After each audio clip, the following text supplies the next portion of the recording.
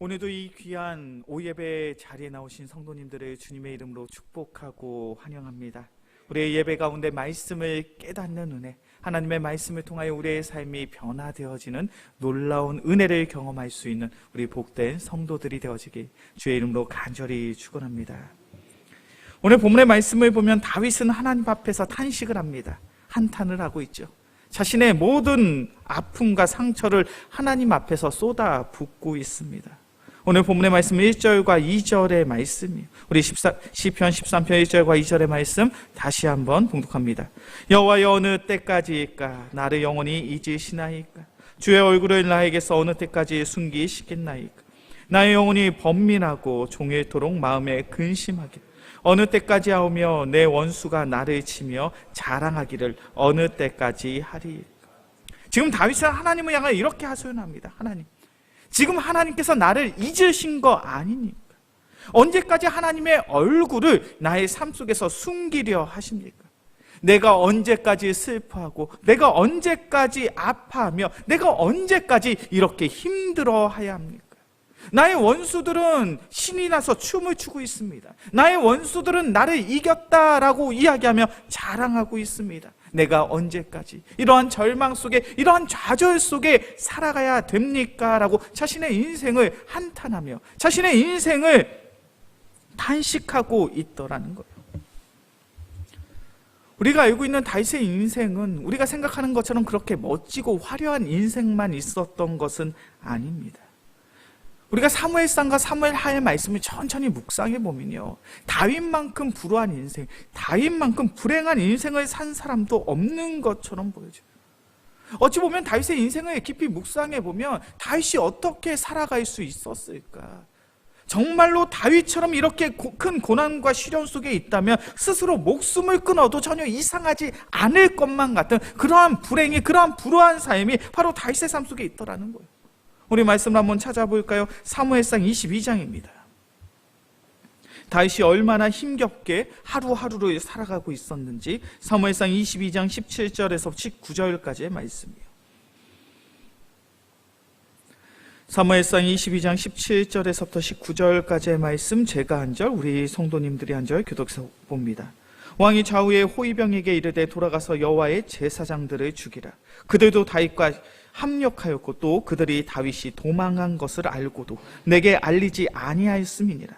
하나 왕의 신하들이 손을 들어 여호와의 제사장들 죽이기를 싫어한지라.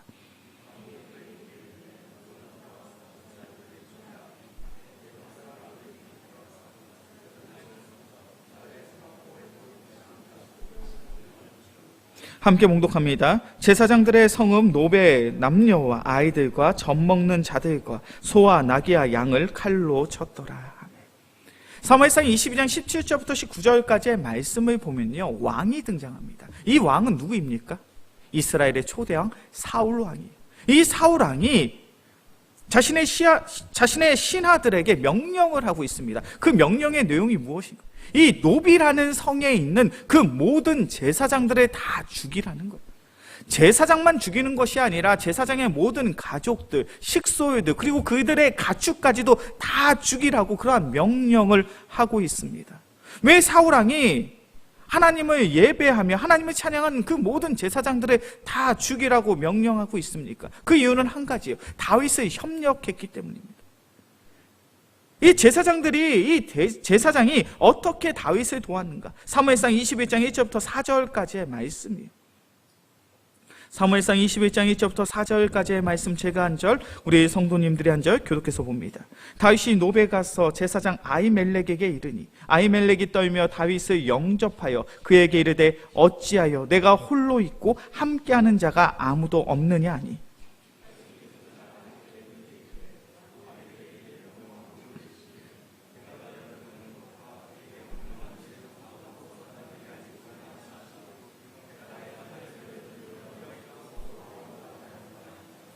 이제 당신의 수중에 무엇이 있나이까? 떡 5덩이나 무엇이나 있는 대로 내 손에 주소서 하니.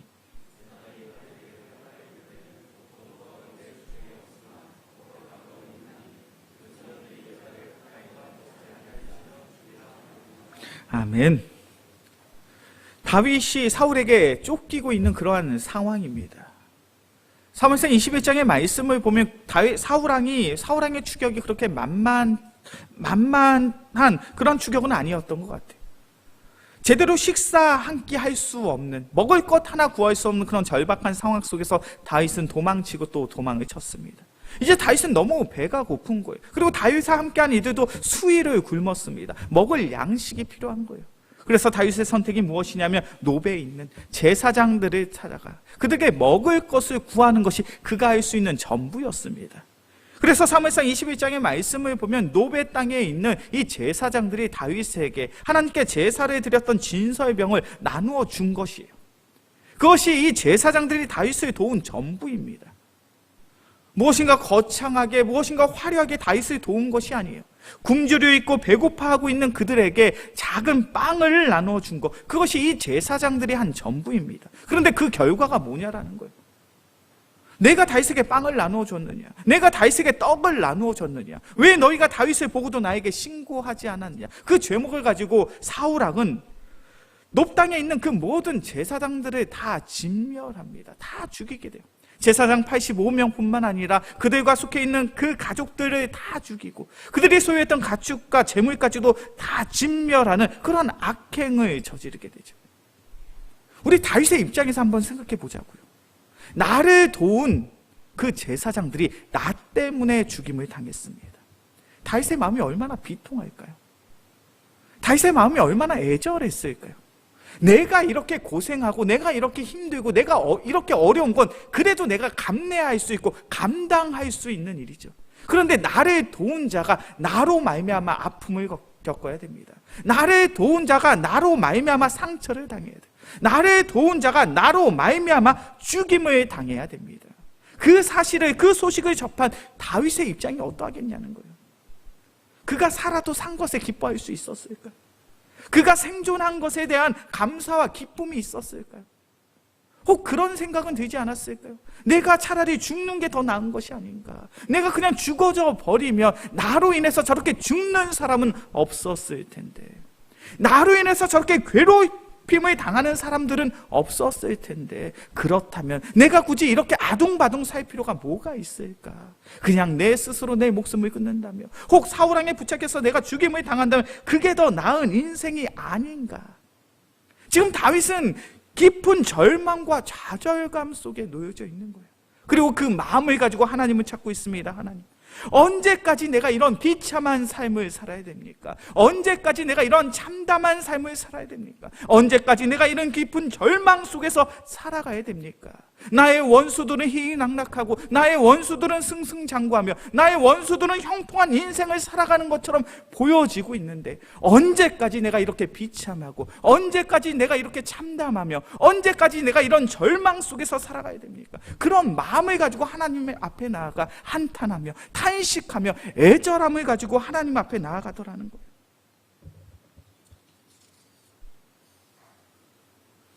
우리가 이 땅 가운데 살아가면서 우리가 고백해야 될 그 한 가지가 있습니다. 그것은 바로 우리가 너무나도 연약한 존재, 우린 너무나도 나약한 존재라는 거예요. 때론 우리의 인생의 삶의 무게가 내가 감당할 수 없을 만큼 너무 무거운 것처럼 느껴질 수 있어요. 세상의 사람들이 너무나도 가혹합니다. 그렇게 우리는 세상 속에서 넘어질 수밖에 없고 쓰러질 수밖에 없고 좌절할 수밖에 없고 절망할 수밖에 없는 그러한 존재라는 거예요. 그런데 그러한 상황 속에서 우리가 믿음의 성도라면 우리가 가져야 할 신앙의 모습이 무엇입니까? 그 연약한 모습 그대로, 그 나약한 모습 그대로, 그 초췌하고 그 비참한 모습 그대로 주님 앞에 나아가자는 거예요. 우리가 신앙생활하면서 오해하는 한 가지가 있어요. 그건 바로 우리가 주님 앞에 나아갈 때 뭔가 번듯한 모습을 가지고 나아가야 될 것 같은 그런 착각을 가지고 있어요. 무엇인가 내가 잘 되고 있을 때, 내가 성공하고 있을 때, 나의 삶 속에 좋은 일이 있을 때 좋은 옷을 입고 좋은 복장, 옷차림을 하고 좋은 모습을 가지고 주님 앞에 나아가는 것이 주님이 기뻐하시는 삶의 모습이라고 우리는 생각하는 것 같아요. 물론 그것도 맞습니다. 주님 앞에 나갈 때 격식이 있어야죠. 예의가 있어야죠. 그러나 우리의 인생이 항상 그런 건 아니에요. 우리의 인생이 항상 즐겁고 행복하고 감사한 일만이 가득한 것은 아니잖아요. 우리는 우리의 인생 속에 때론 실패할 수 있습니다. 넘어질 수 있습니다. 좌절할 수 있고 절망할 수 있어요. 그런데 중요한 사실 한 가지는 그러한 연약한 모습, 나약한 모습, 우리의 절망과 깊은 좌절의 상황 속에서도 주님 앞에 나아갈 수 있는 귀한 믿음의 성도들이 되어지길 주의 이름으로 간절히 축원합니다. 바로 그러한 모습을 주님께서 기뻐하시더라는 거예요. 바로 그와 같은 모습을 주님께서 선하게 여기시더라는 거예요. 특별히 사무엘상 1장의 말씀을 보면 한나라는 여인이 하나님 앞에 나아가요. 그런데 그녀의 모습이 그렇게 아름답진 않아요. 우리 사무엘상 1장 10절부터 17절까지의 말씀이에요. 한나가 얼마나 절박한 심정으로 주님 앞에 나아갔는지, 사무엘상 1장 10절에서부터 17절까지의 말씀,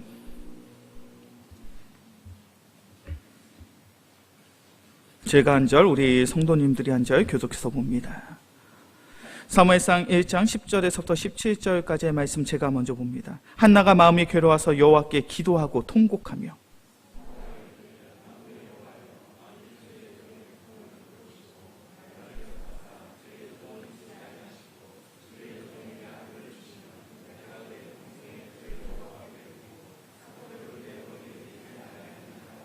그가 여호와 앞에 오래 기도하는 동안에 엘리가 그의 입을 주목한즉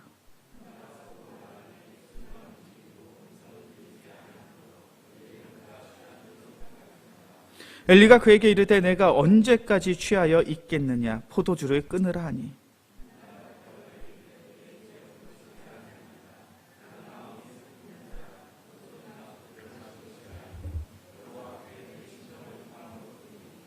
당신의 여종을 악한 여자로 여기지 마옵소서. 내가 지금까지 말한 것은 나의 원통함과 격분됨이 많기 때문이다 하는지라.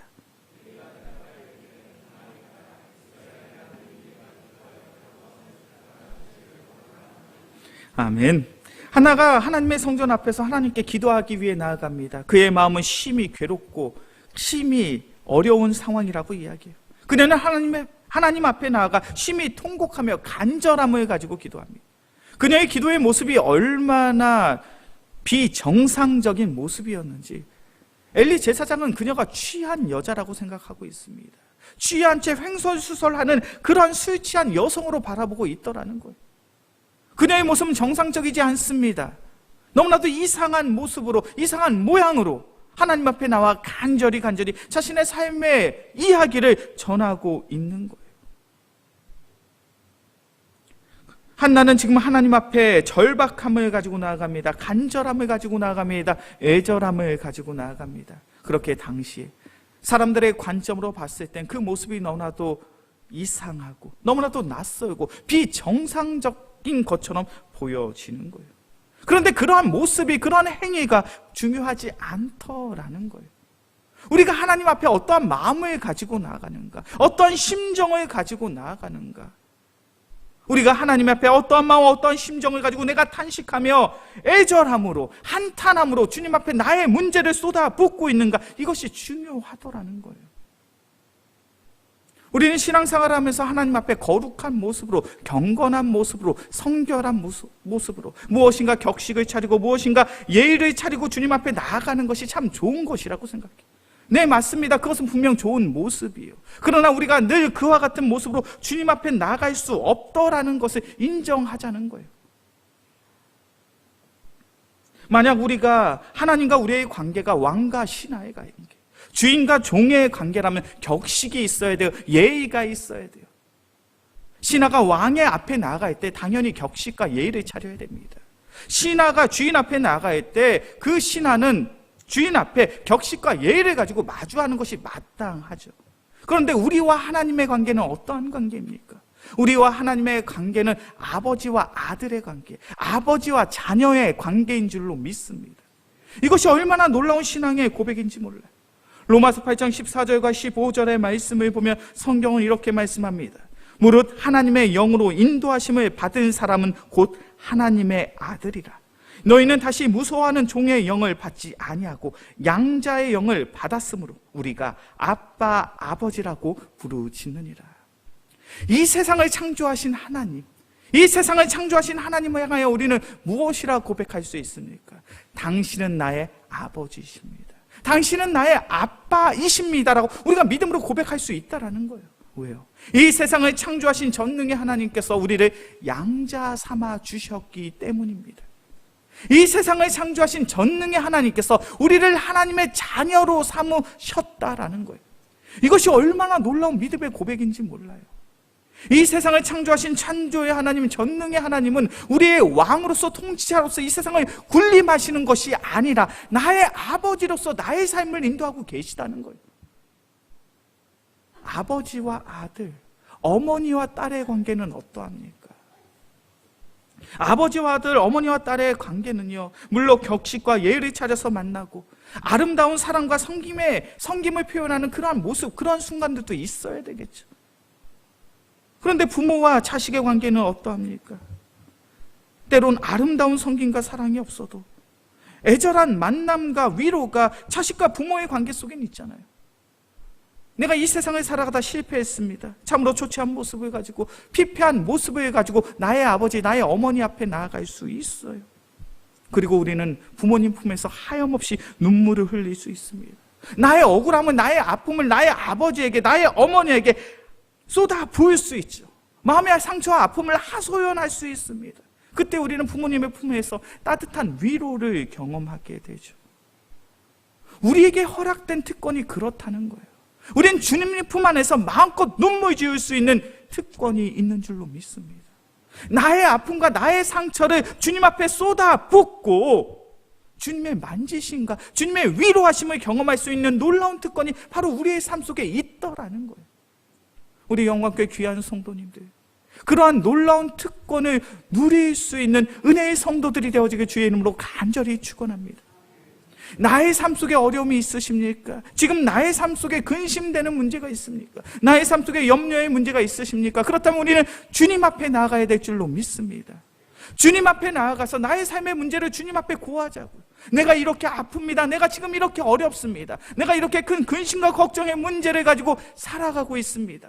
나의 아버지 되시는 하나님, 나의 고민을 들어주시고 나의 근심거리를 들어주시고 나의 마음을 만져주사 이제는 나의 마음속에 기쁨을 회복시켜 주시고 감사의 마음을 회복시켜 주시고 평안의 마음을 허락해 주옵소서. 우리는 그렇게 주님 앞에 나아가 매달릴 수 있더라는 거예요. 우리 영광교회 귀한 성도님들, 우리는 연약하잖아요. 우리는 부족하잖아요. 내가 가진 지혜와 지식으로, 내가 가진 달란트와 재능으로 할 수 있는 일들이 그렇게 많지 않습니다. 그러나 우리는 우리의 연약함을 통하여 주님을 마주할 수 있는 줄로 믿습니다. 나의 문제를 주님 앞에 하소연할 수 있어요. 우리는 그때 주님의 만지심, 주님의 위로하심을 경험하게 될 줄로 믿습니다. 그렇게 우리가 참된 믿음의 성도라면 주님 앞에 나아가서 탄식하고 주님 앞에 나아가 한탄할 때 반드시 귀한 믿음의 고백이 바로 우리의 마음속에 있어야 될 줄로 믿습니다. 오늘 본문의 말씀이죠. 시편 13편 5절과 6절의 말씀입니다. 시편 13편 5절과 6절의 말씀 함께 봉독하겠습니다. 나는 오직 주의 사랑을 의지하여 싸우니 나의 마음은 주의 구원을 기뻐하리이다. 내가 여호와를 찬송하리니 이는 주의 내게 은덕을 베푸심이로다. 다윗은 하나님을 향하여 이렇게 고백합니다. 나는 오직 주의 사랑을, 하나님의 사랑을 의지하고 있습니다. 하나님의 구원하심을 기뻐하심으로 기대하고 있습니다. 분명 하나님께서 나를 후하게 축복해 주심을 내가 믿고 있습니다.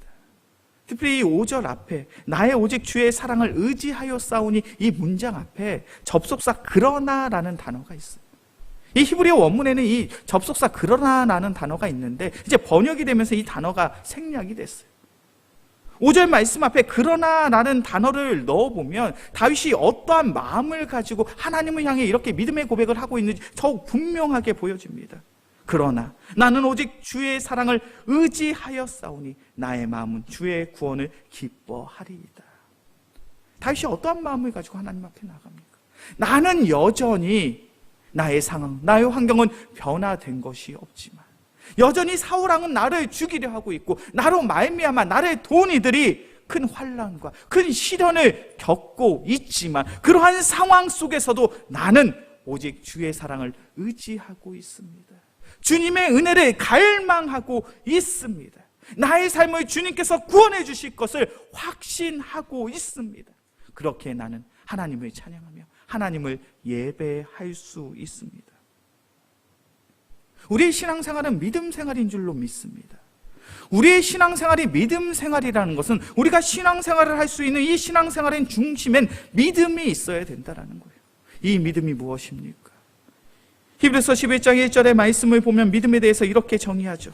믿음은 바라는 것들의 실상이요 보지 못하는 것들의 증거이니.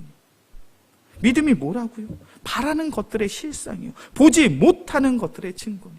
믿음이라는 것은 우리의 눈에 보이지 않는 거예요.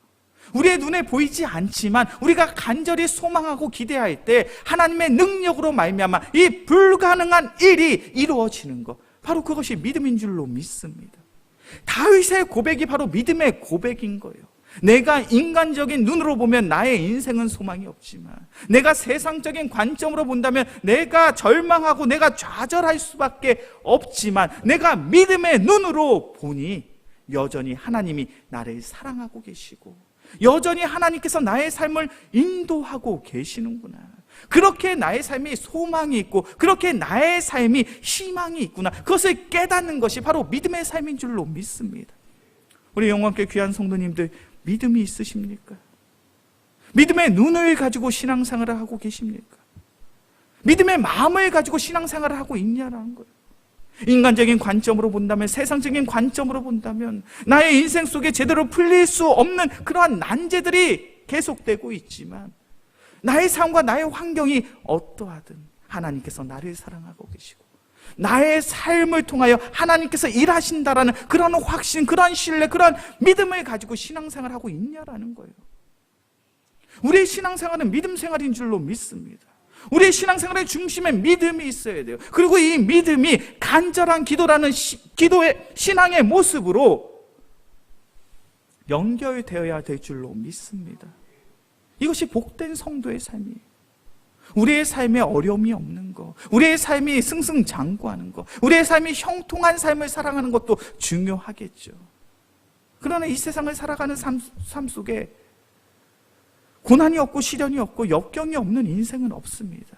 우리 모두는 고난과 시련과 역경과 아픔을 겪을 수밖에 없어요. 그런데 그러한 상황 속에서 우리가 믿음의 눈을 가지고 믿음의 안목을 가지고 신실하신 하나님을 주목함으로 우리가 신앙생활을 하는가? 아니면 세상의 사람들처럼 세상의 관점 속에서 탄식하며 한탄하며 후회하며 불평하며 불만을 토라는 인생을 살아가고 있는가? 이 선택은 우리의 몫에 있더라는 거예요. 우리 영광교회 귀한 성도님들은 믿음 생활을 할 수 있는 귀한 신앙의 성도가 되어지길 주의 이름으로 간절히 축원합니다. 사무엘상 1장 1절의 말씀을 보면, 사무엘상 1장 1절부터 8절까지의 말씀을 보면요, 애절한 마음을 가지고 간절한 마음을 가지고 기도하는 한나의 삶 속에 엘가나라는 남편이 등장을 해요. 이 남편이 좋은 남편인지 나쁜 남편인지 한번 말씀을 통해 살펴보겠습니다. 사무엘상 1장 1절부터 8절까지의 말씀이에요. 사무엘상 1장 1절에서부터 8절까지의 말씀, 제가 한 절, 우리 성도님들이 한 절 교독해서 보겠습니다. 사무엘상 1장 1절에서부터 8절까지의 말씀 제가 먼저 봅니다. 에브라임 산지 라마다임 소빔에 에브라임 사람 엘가나라 하는 사람이 있었으니 그는 여로함의 아들이요 엘리후의 손자요 도의 증손이요 숲의 현손이더라.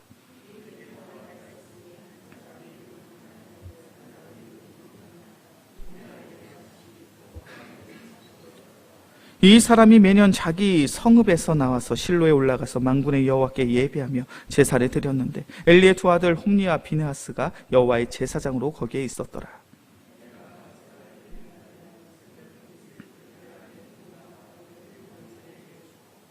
한나에게는 갑절을 주니 이는 그를 사랑함이라. 그러나 여호와께서 그에게 임신하지 못하게 하시니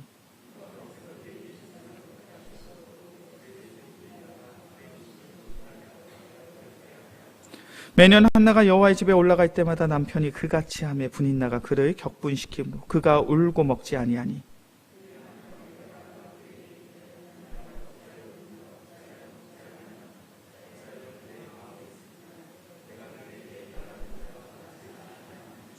아멘. 한나의 곁에는 엘가나라는 남편이 있었습니다. 이 남편은 좋은 남편입니까? 나쁜 남편입니까? 좋은 남편 같아요? 나쁜 남편 같아요? 좋은 남편처럼 보이지 않으십니까? 좋은 남편이잖아요. 근심하며 걱정하는 아내에게 두 번째 아내인 분인나보다 더욱 많은 재산을 그녀에게 허락합니다. 참 멋진 말을 하고 있죠. 8절의 말씀이죠. 엘가나가 그에게 이르되 한나여 어찌하여 울며 어찌하여 먹지 아니하며 어찌하여 그대의 마음이 슬프냐. 내가 그대에게 10 아들보다 낫지 아니하냐. 얼마나 멋진 고백인지 몰라요. 당신이 낳은 자녀들 10명보다도 내가 더 나은 사람이다. 내가 당신을 얼마나 사랑하는지 당신이 알고 있지 않냐. 이 엘가나는 한나에게 있어서 몇 점짜리 남편일까요? 몇 점짜리 남편 같습니까? 우리 김하정 원사님 100점이라고 이야기하셨어요. 100점짜리 남편처럼 보여지십니까? 우리가 인간적인 눈으로 볼 땐 100점짜리 남편처럼 보여져요. 그런데 하나님의 관점으로 봤을 때 이 엘가나는요, 빵점짜리 남편이에요. 왜 그렇습니까? 한나는 절망되고 좌절되는 마음을 가지고 하나님 앞에 나아갔습니다. 그녀의 간절한 기도, 외침 속에 남편 엘가나는 무엇하고 있습니까? 외면하고 있어요. 정말 이 엘가나가 좋은 남편이 되려면 무엇 해야 됩니까? 한나 곁에서 같이 기도해야죠. 한나 곁에서 함께 하나님께 울부짖으며 우리의 가정의 문제를 함께 해결하기 위해 눈물의 기도가 그들의 삶 속엔 함께 했어야 됩니다. 인간적인 관점으로 본다면 엘가나는 참 좋은 남편이에요. 분명 좋은 모습이 있습니다. 당시의 문화와 풍습으로 보아도 가히 상상할 수 없는 놀라운 아내의 사랑을 실천하는 사람이에요. 그러나 한 가지가 너무나도 아쉽더라는 거예요. 이 엘가나의 마음속엔 자신의 좌절되고 절망되는 마음을 하나님 앞에 내어 맡길 수 있는 참된 믿음이 없더라는 거예요. 다윗의 인생, 다윗의 삶이 참으로 복된 이유가 어디에 있습니까? 그의 삶 속엔 고난이 있습니다. 시련이 있습니다. 아픔이 있습니다. 역경이 있습니다. 그 삶의 문제를 가지고 주님 앞에 나아갑니다. 여전히 나의 삶 속에 괴로움이 있고 여전히 나의 삶 속에 아픔이 있지만 나는 나의 문제를 하나님께 의탁하오니 분명 하나님께서 나를 구원해 주실 것이에요. 우리 영광교회 귀한 성도님들, 믿음의 길을 나아갈 수 있는, 기도의 삶을 살아갈 수 있는 귀한 은혜의 성도들이 되어지길 주의 이름으로 간절히 축원합니다. 이제 말씀을 정리하겠습니다. 다윗은 어찌 보면 참으로 불행한 인생을 살아간 것처럼 보입니다. 그러나 다윗의 인생은 불행하지 않습니다. 왜 그렇습니까? 절망적이고 좌절 섞인 삶 속에서도 나를 사랑하시는 주님을 바라볼 수 있기 때문이에요. 나의 삶과 나의 환경은 여전히 힘들고 어렵지만 다윗은 하나님의 위로, 하나님의 만지심, 하나님의 회복케 하심을 경험한 참된 믿음의 사람이었습니다. 우리의 인생, 우리의 삶이 그래야 될 줄로 믿습니다. 삶 속에 어려운 일이 있으십니까? 내가 감당할 수 없는 그런 근심과 걱정, 두려움의 문제가 나의 삶 속에서 지속되고 계십니까? 그렇다면 그 문제를 가지고 주님 앞에 나아갑시다. 주님 앞에 나아가 탄식하며, 주님 앞에 나아가 한탄하며, 주님 앞에 나아가 간절히 울부짖을 때 하나님께서 하나님의 방법대로 우리의 삶의 문제들을 분명 해결해 주실 것입니다. 그 신실하신 하나님을 나의 삶 속에서, 우리의 삶 속에서 만나고 경험하며 그 하나님을 찬양하고 예배할 수 있는 우리 모두가 되어지길 주의 이름으로 간절히 축원합니다. 기도하겠습니다. 사랑해 주님 감사합니다. 주님께서 우리를 사랑하사 귀한 말씀의 자리에 불러주신 줄로 믿습니다. 우리가 이 바쁘고 분주한 삶을 살아가며 우리의 삶 속에 너무나도 힘들고 어려운 일들이 있음을 고백합니다. 그러한 고난과 시련 속에서 우리의 삶의 문제들을 가지고 주님 앞에 나아가 탄식하며 한탄하며 울부짖으며 주님 앞에 우리의 삶의 문제들을 고할 수 있는 귀한 믿음의 성도들이 되게 하여 주시옵소서. 그래야 우리의 고난과 시련 속에서 나를 사랑하시는 그 하나님의 만지심을, 위로케 하심을, 회복케 하심을 경험할 수 있는 귀한 은혜의 성도들 되게 하여 주시옵소서. 우리의 상황, 우리의 환경이 어떠하든지 더욱 나를 사랑하시는 주님을 바라보기만을 소원하며 우리를 사랑하시는 예수 그리스도의 이름으로 기도합니다. 아멘.